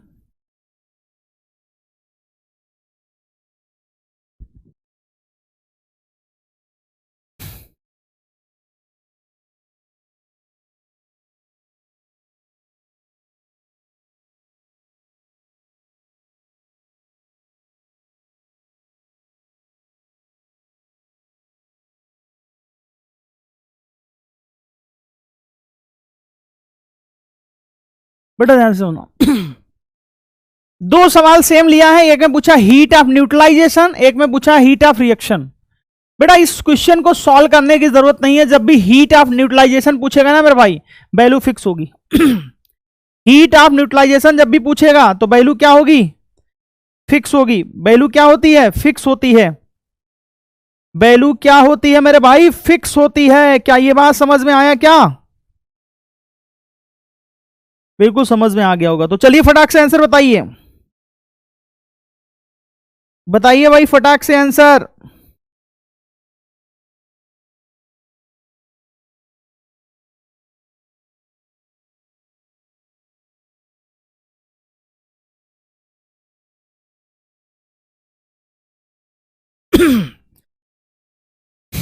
चले भैया, ठीक है। हीट ऑफ न्यूट्रलाइजेशन कितनी हो जाएगी, -13.7 किलो कैलोरी। फिक्स होती है पहले, इसमें कुछ नहीं लगाना। लेकिन पूछ रहा फाइंड हीट ऑफ रिएक्शन, कितना हीट इवॉल्व होगा कितना नहीं होगा। तो आओ ध्यान से समझते हैं। H2SO4 जो है वो 2 NaOH के साथ रिएक्ट करेगा और क्या बनाएगा, क्या बनाएगा भैया, Na2SO4 का सॉल्ट बनाएगा, साथ में पानी बनाएगा। ठीक है भैया, ठीक। ग्राम इक्विवेलेंट निकाल लो कितना रिएक्ट करेगा। इसका ग्राम इक्विवेलेंट अगर मैं निकालूंगा तो नॉर्मलिटी इंटू BML अपॉन 1000, बिल्कुल सही बात है। नॉर्मलिटी कितना हो जाएगा, 2 इंटू 2, 2 एन फैक्टर है इसका, molarity into N factor, normality आ गया। BML 100 है अपॉन 1000। इसका अगर तुम्हें ग्राम इक्विवेलेंट निकालना है, रिएक्शन से कोनो फर्क नहीं पड़ता रे बाबा, ग्राम इक्विवेलेंट क्या जाएगा, मोलरिटी कितना है 0.5, नॉर्मलिटी निकालोगे तो एन फैक्टर 1 इंटू 400 अपॉन 1000। तो यहां पे क्या आ जाएगा, 0 0 0 कट जाएगा, 5 चौक 20, 2/10 यानी कि 0.2 इक्विवेलेंट। 2 दूनी 4, 4/10, 0.4 इक्विवेलेंट। अब ध्यान से समझना, लिमिटिंग रिएजेंट कौन है, ये लिमिटिंग रिएजेंट है। अरे भाई 0.2 इक्विवेलेंट 0.2 इक्विवेलेंट से करेगा, बाकी तो न्यूट्रलाइज नहीं होगा ना, बाकी तो बच जाएगा आराम से। ग्राम इक्विवेलेंट के तुम्हें 4 फॉर्मूले पता हैं, ग्राम इक्विवेलेंट निकाल लेना, बिल्कुल निकाल लेंगे सर। अब ग्राम इक्विवेलेंट में देखना क्या दोनों, ये भूल जाओ, बैलेंसिंग भूल जाओ, कई लोग कंफ्यूज हो रहे हैं। बैलेंसिंग की जरूरत नहीं है, ग्राम इक्विवेलेंट में बैलेंसिंग की जरूरत नहीं है। तुमने ग्राम इक्विवेलेंट निकाल लिया गिवन वैल्यू से, यहां भी निकाल लिया गिवन वैल्यू से। अब बेटा 0.4 इक्विवेलेंट आया, 0.2 इक्विवेलेंट आया, तो तुम्हें पता है ना कि वो ज्यादा है तो बचा रहेगा सॉल्यूशन में, क्या फर्क पड़ता है। न्यूट्रलाइज तो 0.22 इक्विवेलेंट होंगे ना। अब अपने को पता है एक इक्विवेलेंट -13.7 किलो कैलोरी देता है, तो यानी कि इसकी जो हीट ऑफ रिएक्शन होगी जो हीट ऑफ रिएक्शन होगी वो 0.2 इंटू -13.7 होगी। ये बात ध्यान से समझ लेना, बहुत कम लोगों को पता होता है। 13 दूनी 26, 7 दूनी 14, तो हो जाएगा -2.7, -2.7, 27 नहीं रहे, 13 दूनी 26, उतनी क्या, 13 दूनी 26 हो गया, 7 दूनी 14, तो 27.4, तो -2.74 किलो कैलोरी। नहीं समझे मेरे प्यारे बच्चों, मेरे भैया लोग, मेरे बाबू लोग, बाबू मतलब छुटका बच्चा, ध्यान से समझो। अगर आपसे हीट ऑफ रिएक्शन ऐसे पूछता कितना हीट इवॉल्व होगा, यानी कि वो हीट ऑफ रिएक्शन पूछ रहा है, तो तुम्हें इक्विवेलेंट पता करना होगा। क्या पता करना होगा? इक्विवेलेंट पता करना होगा। चलो भाई सवाल करते हैं। आओ ध्यान से समझते हैं। कह रहा कि which of the following acid had the lowest value magnitude of heat of neutralization. Heat of neutralization बताओ भैया किसका कम होगा? हीट ऑफ न्यूट्रलाइजेशन को डेल्टा एच एन भी लिखते हैं, एन का मतलब हो गया न्यूट्रलाइजेशन। तुमने कहा सर अभी आपने बताया था कि heat of neutralization directly proportional किसके होता है? एसिडिक स्ट्रेंथ के। और अगर मैं एसिडिक स्ट्रेंथ की बात करूं बेटा, तो ध्यान समझना, ये क्या होता है? ये मिनरल्स एसिड है, और मिनरल्स एसिड में नीचे वाली की एसिडिक स्ट्रेंथ ज्यादा है, HI, HBr, HCl। HF exception है, HF सबसे ज्यादा देता है, वो एक्सेप्शन है, उसका कारण है हाइड्रेशन एनर्जी। ठीक है ना, वो सब छोड़ दो, वो सब अपने सिलेबस में नहीं है। ग्रेटर देन, लेकिन याद रखना, डायरेक्ट याद रखना कि अगर HF आएगा तो HF का हीट ऑफ न्यूट्रलाइजेशन ज्यादा होता है। एक्सेप्शन है, एक्सेप्शन है, क्या है? एक्सेप्शन है। लिख दूं क्या? अरे लिख दूं क्या भैया? Heat of neutralization exception. HF weak acid है, लेकिन वो स्ट्रॉन्ग बेस के साथ जो हीट डेल्टा NH होता है वो ग्रेटर देन -13.7 होता है। याद रखना, मैग्नीट्यूड की बात चल रही है, यानी कि वो लगभग 14 के आसपास होता होगा, 14, 15, 16 जो भी होता होगा, डेटा नहीं याद है, लेकिन हाँ इतना पता ये एक्सेप्शन है। HF प्लस NaOH एक्सेप्शन है। केमिस्ट्री और एक्सेप्शन ना आए तो फिर मजा कैसे आएगा? तुमने कहा सर सिंपल है, लीस्ट वैल्यू किसकी होगी? जिसका एसिडिक स्ट्रेंथ कम होगा। क्या सर कैसी बात कर रहे हो? तुमने कहा था enthalpy of neutralization of any strong acid and strong base is nearly equal to. आपको भी पता बेटा, कोई भी स्ट्रॉन्ग एसिड हो, कोई भी स्ट्रॉन्ग एसिड हो, कोई भी स्ट्रॉन्ग बेस हो, पीवाईक्यू जाके करना बेटा। इसके पीवाईक्यू में बहुत कम सवाल है, लेकिन मैंने जानबूझ के नहीं करा, मैंने सोचा मेरे प्यारे बच्चे करेंगे। तो -13.7 किलो कैलोरी होता है, ठीक, या -57.3 किलो जूल होता है। ठीक है भैया, तो बताइए। अच्छा, पर मोल नहीं बल्कि पर इक्विवेलेंट होता है। क्या होता है? पर इक्विवेलेंट होता है। ठीक है सर, तो जाएगा -57.3 किलो जूल पर equivalent.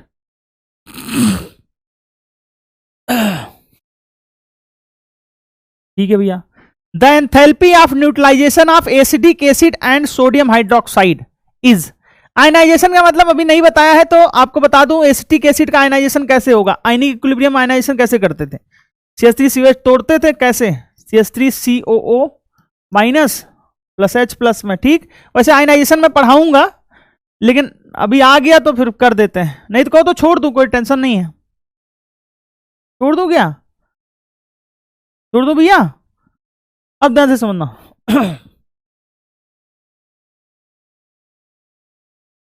The enthalpy of neutralization, acetic acid है और फिर NaOH है।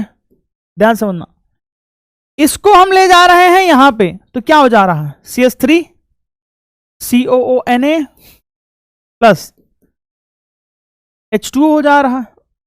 सही बात है, क्या हो जा रहा है? H2O हो जा रहा है। ध्यान से देखा जाए तो ये भी पानी में ही होगा। ठीक है, ध्यान समझना, तो जाएगा CH3COOH plus Na plus plus OH minus Gibbs.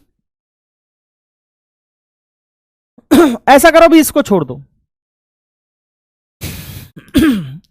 इसको छोड़ दो, आयनाइजेशन पढ़ेंगे कल हम लोग, तो कल मैं इस सवाल को फिर से करा दूंगा, क्योंकि अभी बेटा समझ में नहीं आएगा ना। ठीक है, ये समझ में आएगा, जो पढ़ा है वो समझ में आएगा। Heat of neutralization of strong acid by strong base is equal to delta H. आपको पता भैया किसका है? ये तो नहीं बेटा, ये तो वीक बेस स्ट्रॉन्ग एसिड है। H2O2 का नहीं होता, H2OH माइनस का भी होता, H प्लस OH माइनस का होता, H प्लस OH माइनस का होता है। ठीक है भैया, ठीक है भैया, ध्यान से सुनो, गजब का सवाल, मजा आ जाएगा अगर तुमने ये कर लिया ना बाबू। हाय हाय हाय हाय हाय, कलेजा गदगद हो जाएगा। ऑन कंबशन कार्बन फॉर्म्स, कह रहा कि कार्बन फॉर्म्स CO और CO2। ठीक है भैया, यानी कि यहां पे 2C होगा। ठीक है भैया, 2C होगा तो एक ऑक्सीजन, दो ऑक्सीजन, कितना हो जाएगा? 3 ऑक्सीजन, यानी कि 3/2 हो जाएगा। क्या हो जाएगा? 3/2 हो जाएगा। ठीक है भैया, heat of formation of CO2 यानी कि delta solid plus O2 gives क्या हो जाएगा? CO2, और इसका जो डेल्टा H है वो कितना है? -393.5। ठीक है भैया, तो पूछ रहा है कि and formation of O2 gives CO, इसका डेल्टा H दे रखा है -110.5। On combustion carbon forms 2 oxide CO and CO2। ठीक है भैया, तो heat of combustion of CO, तो कह रहा heat of combustion of CO। Okay, heat of combustion of CO। ठीक है भैया, इसकी कोई जरूरत ही नहीं है। निकालना क्या है आपको? Heat of combustion of CO, यानी कि आपको निकालना है CO solid plus half O2 gas gives क्या हो जाएगा? CO2 गैस हो जाएगा। इसी को निकालना है, और ये कैसे आएगा? बहुत आराम से आएगा। इस वाली रिएक्शन को पलट दो, इस वाली रिएक्शन को पलट दो, बाकी इसको ऐसे रहने दो, इसको ऐसे रहने दो, इस वाली रिएक्शन को पलट दो। क्वेश्चन समझने में थोड़ी मिस्टेक हुई, ये गिवन डेटा है, ये गिवन डेटा। पहली वाली रिएक्शन वैसे रहने दो, दूसरी वाली रिएक्शन को पलट दो, तो बेटा आंसर आ गया। क्या हो जाएगा आंसर? -393.5 प्लस 110.5। 0.5 से 0.5 हटा दो, 100 से 200 हो जाएगा, 10 हटा दिया तो 83 हो जाएगा। 283 क्या हो जाएगा? 283 किलो जूल। 2830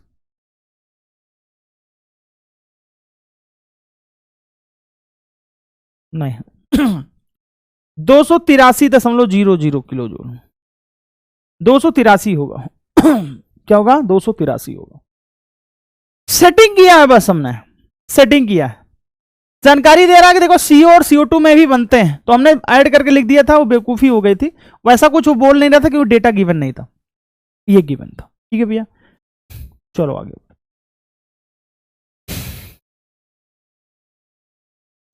आराम से पढ़ना। M is a metal that forms an oxide M2O। ठीक है, half M2O gives M plus half O2, delta H 120 है। ठीक है, when a sample of metal M reacts with 1 mole of oxygen, M plus O2 बना रहा है MO2। ठीक है, देन इसका डेल्टा H क्या होगा? तुमने कहा बस इसको तुमने पलट दिया है? Same sample, when a sample of metal reacts with 1 mole of oxygen, what will be the delta H? 1 मोल है, ये 2 मोल हो जाएगा।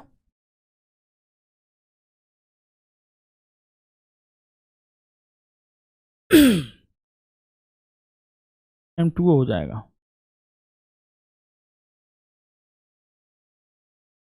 एक मोल, एक मोल।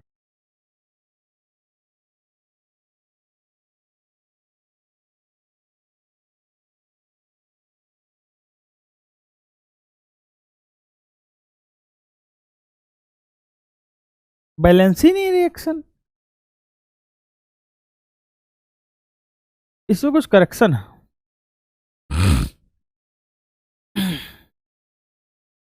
अब ये मैं कहां से लिया हूं क्वेश्चन, मेरे को खुद ही नहीं याद है। हाफ M2O सही है।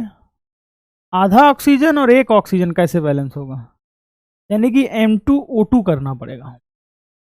ठीक है, M2O2 सही है, सही है। अब बेटा इस वाली रिएक्शन से ये लाना, हमने कहा इसको पलट दो तो -120 हो गया। इसको जब पलट दिया 2 से गुणा कर दो, -240 हो गया, खत्म।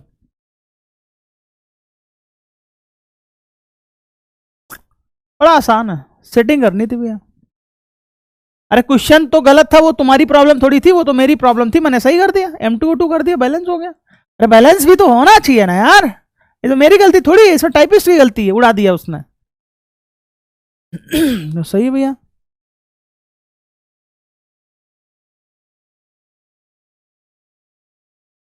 एक चीज मैं मिस कर गया। एक चीज मैं मिस कर गया, मिस क्या कर गया, पढ़ लेते हैं मेरे से।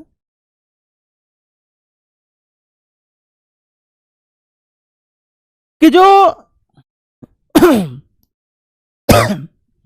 ध्यान समझना, अगर कोई रिएक्शन ए है प्लस बीबी है गिव्स सीसी है प्लस डीडी है, ठीक है भैया।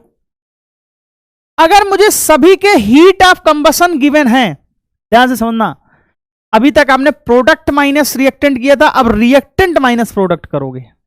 अगर आपको सभी सब्सटेंस के हीट ऑफ कंबसन गिवन है तो आप हीट ऑफ रिएक्शन निकाल सकते हो। फॉर्मेशन की गिवन थी तो आपने प्रोडक्ट का समेशन माइनस रिएक्टेंट का समेशन किया था, लेकिन यहां पे क्या करोगे आप लिखोगे हीट ऑफ कंबसन किसका,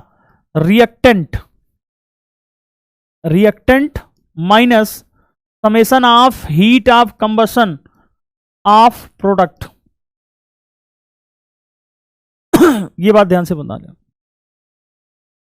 ये बात ध्यान से देख लो भैया, फॉर्मेशन में भी था कंबसन में भी है, फॉर्मेशन में भी था कंबसन में भी है, ये पीछा नहीं छोड़ेगा, नहीं बिल्कुल पीछा नहीं छोड़ेगा रे भैया, ये पीछा नहीं छोड़ेगा बाबू। चले भैया, अगर इसी को थोड़ा सा ओपन करके लिखना चाहो तो आप लिख सकते हो क्या, A into heat of combustion of A plus B into heat of combustion of B minus of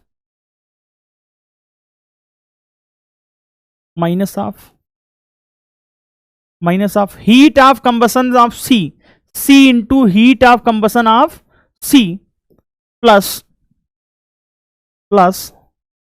D into heat of combustion of D।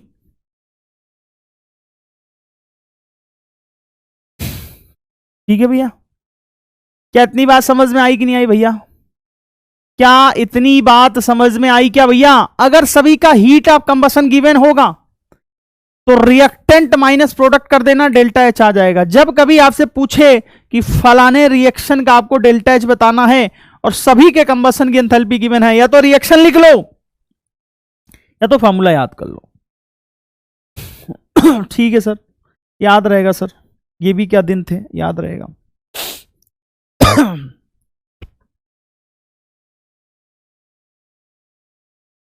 ठीक है, the delta H not of CO2 CO and फलाना delta HF not. ठीक, the standard enthalpy of change in the formation reaction.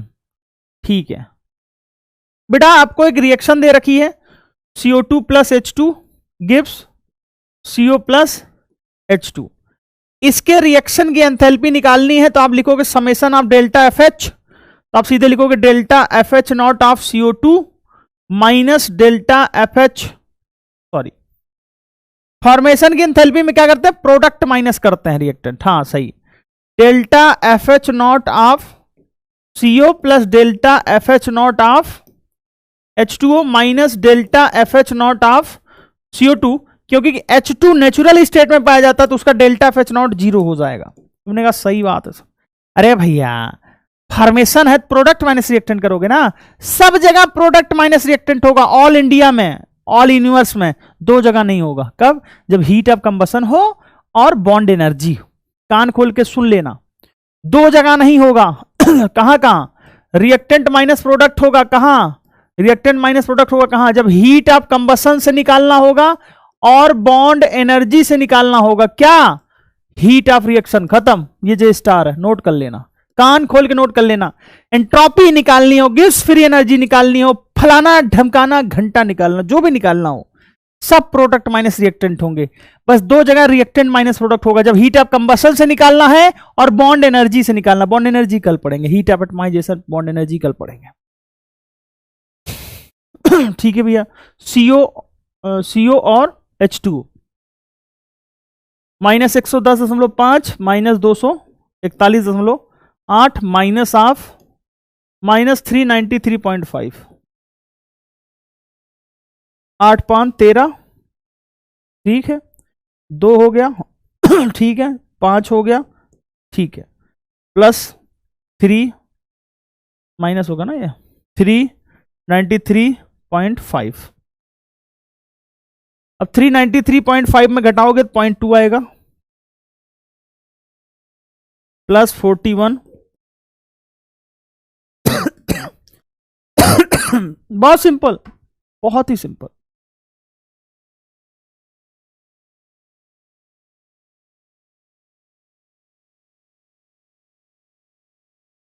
ध्यान सुनना,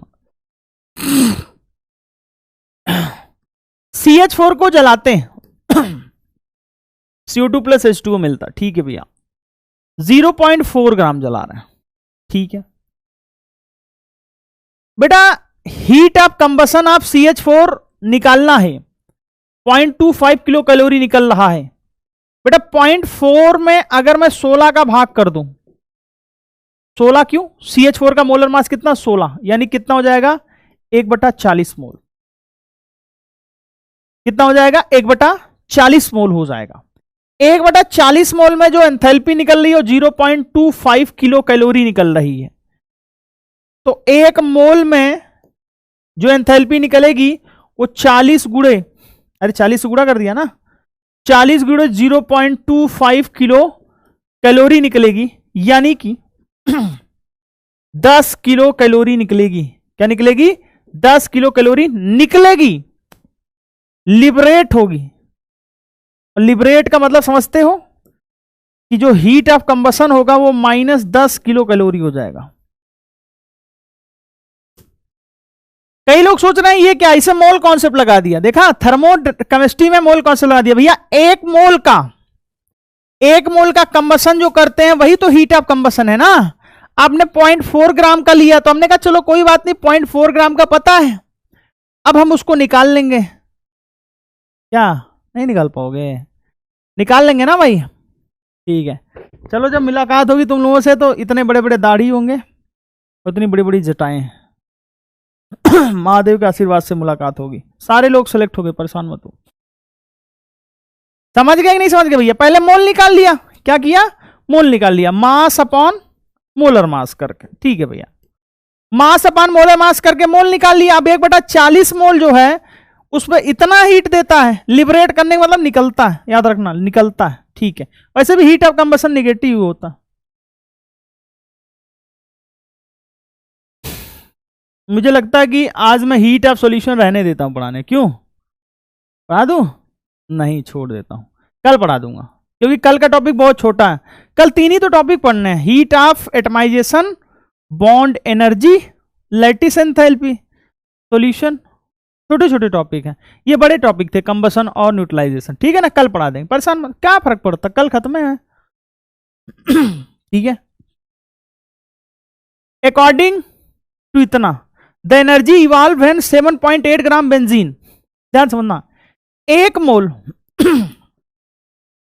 एक मोल heat जला रहे हैं, ध्यान समझना, एक मोल जलाने पे क्या निकल रहा है, -3264.4 किलो जूल निकल रहा है। ठीक है, कह रहा है जब 7.8 ग्राम बेंजीन जलाएंगे तो इसका मोल निकाल लो, इसका मोल निकाल लो। बेंजीन का मोलर मास कितना हो जाएगा, C6H6 है, 78 होता है, मेरे को पता है, तुम निकाल लो। 12 गुणे 6 72, 72 और 8 कितना होगा,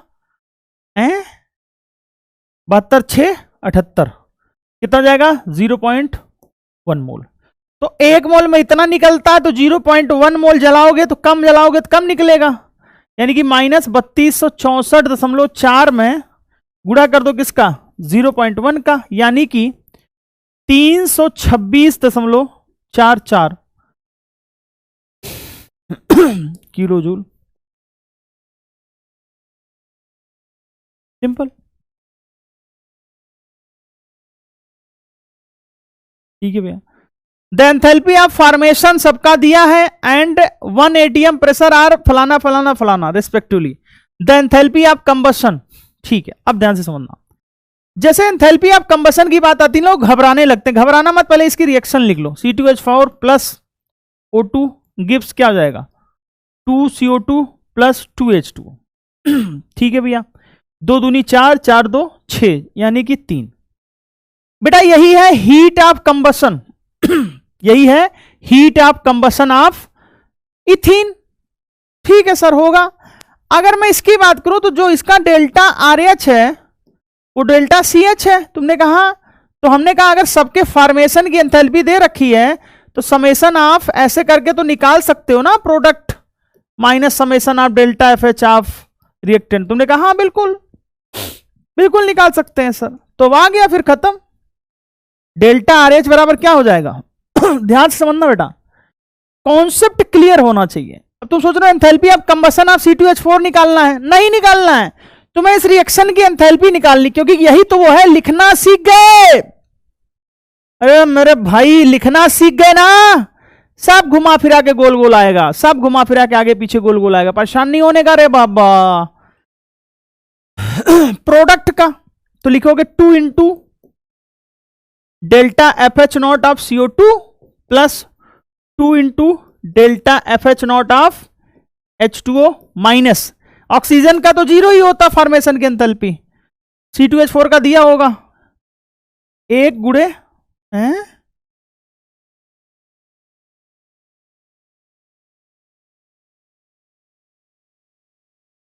1 गुणे delta FH0 of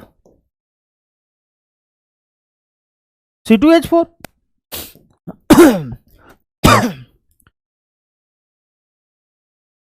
2 into minus 286 plus 2 into, नहीं रे बाबा वैल्यू गलत रख दे रहा हूं, 2 इंटू माइनस 394, क्या हुआ भाई, 2 इंटू माइनस 286 माइनस ऑफ 52। ठीक है भैया, तो 2 से गुणा करना है, दोनों को जोड़ लेते हैं, 2 गुणे, अरे 2 कॉमन ले लिया, जोड़ लो, तो 8 6 14, 8 6 4 10, 8 8 8 9 17, 17 1 18, 3 3 6 माइनस 52। तो 6 दूनी 12, तो आंसर हो जाएगा माइनस 13 60 माइनस 52, तो हो जाएगा 5 11 minus 1412।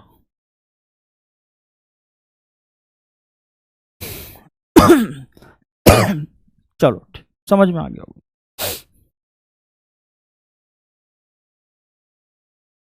Enthalpy of neutralization of acetic acid, बेटा आप बताओ क्या होना चाहिए, एसिटिक एसिड वीक एसिड है प्लस KOH,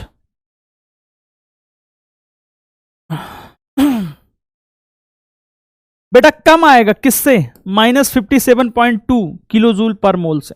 -57.2 भी लिख लो, -57.3 भी लिख लो, कोई टेंशन नहीं है, बाउंड्री केस है, उससे तो कम आएगा क्योंकि ये वीक एसिड है, क्योंकि ये क्या है, weak acid strong base.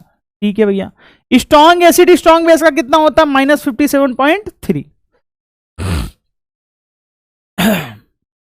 1 mole of H2SO4 is completely neutralized with 2 mole of NaOH of dilute solution. The amount of heat evolved during the process. ध्यान से सुनना, अमाउंट ऑफ हीट पूछा है। अब मैं H2SO4 को लिख लूं प्लस NaOH को लिख लूं, ठीक, बनाएगा क्या, Na2SO4।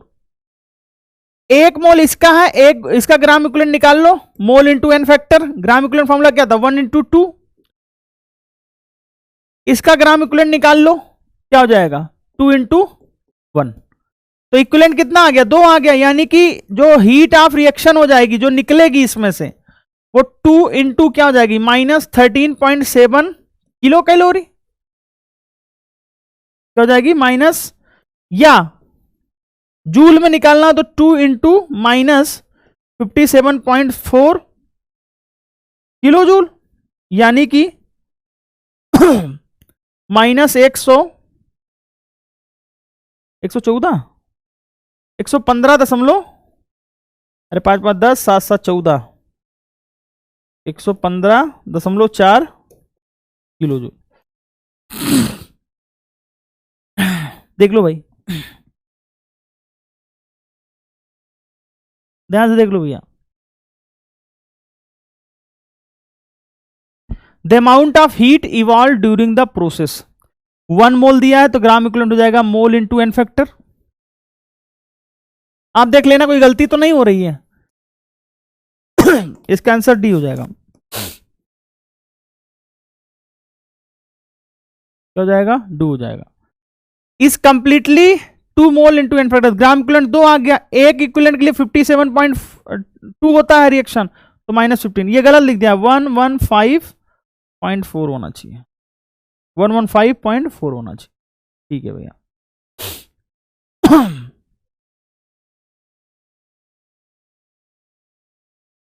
बेटा ये होमवर्क दे रहा हूं, हिंट क्या है, डेल्टा H बराबर delta U plus delta NgRT। Hint क्या है, डेल्टा H बराबर delta U plus delta NgRT, क्योंकि डेल्टा U ही तो है, heat of reaction at constant volume. तुमने कहा हाँ सही बात है। एंथैल्पी ऑफ फॉर्मेशन सबकी दे रखी, एंथैल्पी ऑफ कंबसन, ये रिपीटेड सवाल हो गया।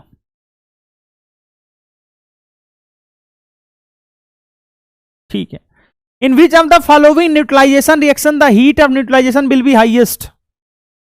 ओके, ये होमवर्क दे रहा हूं क्योंकि पढ़ाया मैंने, स्ट्रॉन्ग एसिड स्ट्रॉन्ग बेस का न्यूट्रलाइजेशन। अब कोई चिल्पो नहीं बोलेगा कि जो सिलेबस ऐड हुआ, एक्चुअली हम लोगों को पता ही नहीं है सिलेबस, पहले तो हम लोग पढ़ाते ही थे, ऐड वेड कुछ नहीं हुआ, बस थोड़ी सी चीजें बदल गई, किसी को कुछ पता नहीं, उठा के यहां पे वहां बोल दिया बस। हीट ऑफ कंबसन पॉजिटिव गलत, निगेटिव सही, is equal to heat of formation गलत, nothing can say without reaction गलत, हमेशा क्या होती है, निगेटिव होती है।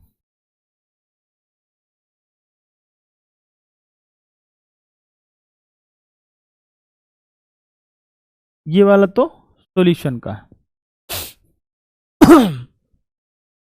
ध्यान से देखो बेटा, ये वाला करो, चलो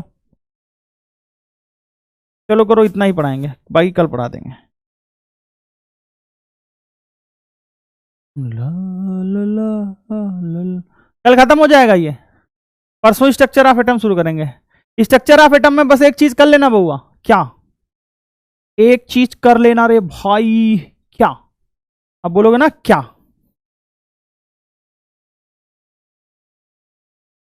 क्या क्या करोगे, इलेक्ट्रॉनिक कॉन्फ़िगरेशन याद करके आना बस।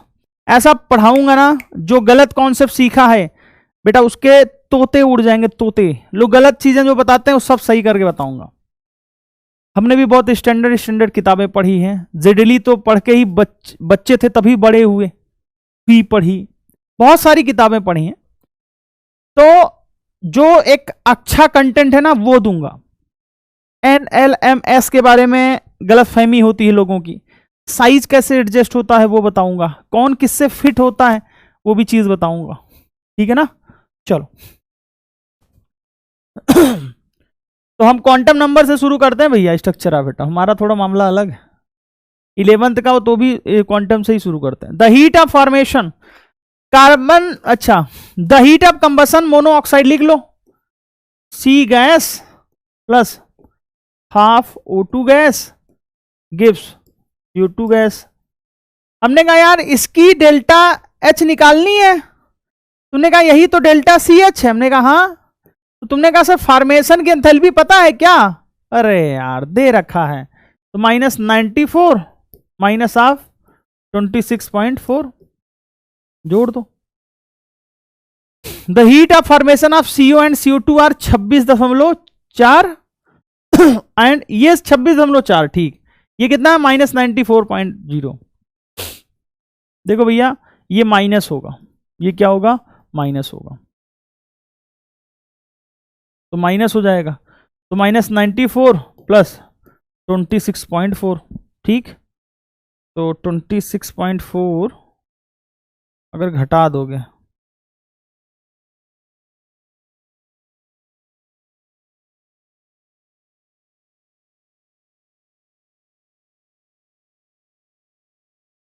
घटा देते हैं यार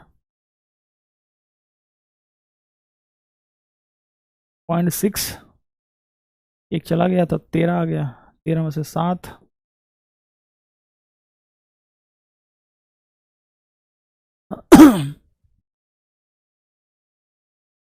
ये सब टाइपिस्ट महोदय की गलती है, कोई बात नहीं, बेचारे काम करते हैं इतना।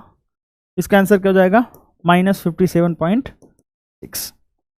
आज मैंने जानबूझ के भी इतने क्वेश्चन की प्रैक्टिस कराई, पता क्यों कराई क्योंकि अगर मैं खत्म करना चाहता तो मैं 2 घंटे के एकदम बराबर लबालब क्लास लेता, सवाल कम करवा पाता, तो मैंने दिमाग में लगाया कि यार मेरे पास तो लेक्चर बहुत बचे हैं, तो क्यों ना मैं बच्चों की प्रैक्टिस करवा दूं। कल मैं टॉपिक्स पढ़ाऊंगा, देखो हटा दिए सॉल्यूशन हाइड्रेशन 5-5 मिनट के टॉपिक हैं, कल जितने भी एंथैल्पी बचे ना सब बता दूंगा, सारे एक एक करके, ठीक, एक एक करके तुम ध्यान से समझ लेना, और उसके बाद मैं 25-30 सवाल करवा दूंगा।